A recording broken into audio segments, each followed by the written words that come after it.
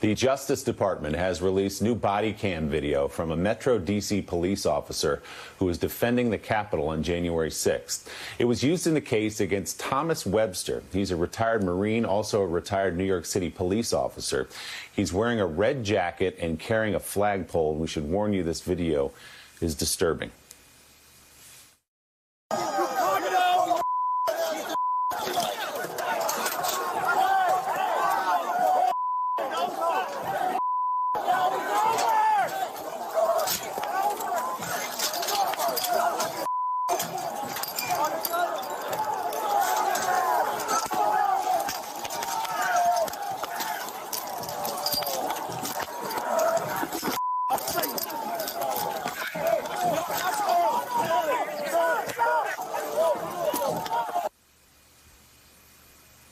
Yes, that's a D.C. Metro officer being beaten with a flagpole. Webster, the man in the red jacket, is facing 7 federal charges, including assaulting police, unlawfully entering Capitol grounds with a dangerous weapon, and civil disorder.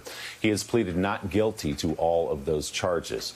Joining us now, New York Times reporter and MSNBC national security analyst Michael Schmidt, and NBC4 Washington investigative reporter and MSNBC contributor Scott MacFarlane. Good morning to you both. Scott, you obtained this DOJ video, this body cam footage. What do we learn, besides the obvious from watching this, about the defendant in this case?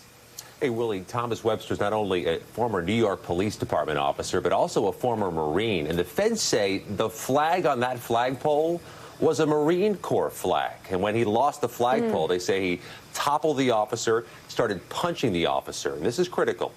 By my reporting, about 1 in 10 January 6 defendants are being held in jail pre-trial. Thomas Webster is one of them. And listen to the argument he made last night trying to get released from jail. He's going to argue that the officer is responsible, that the officer was mocking the protesters, that the officer changed peaceful protesters into unpeaceful protesters by using chemical spray, and that he was making provocative hand gestures. We look back into Thomas Webster's FBI file, which was posted by the courts last night. Webster is not only a former NYPD officer, he worked the City Hall beat during the Giuliani administration and all from 1991 through 2011, Willie. Good luck with that argument. Joe, you can't help but think as you watch that video of a D.C. Metro police officer being beaten that another officer, Michael Fanone, walked the halls of Congress 2 days ago and couldn't get so much as a handshake from some Republicans up on the Hill. Can't get a handshake from Republicans up on the Hill. They're still insisting, many in the insurrectionist caucus are insisting that it was just, just regular tour groups.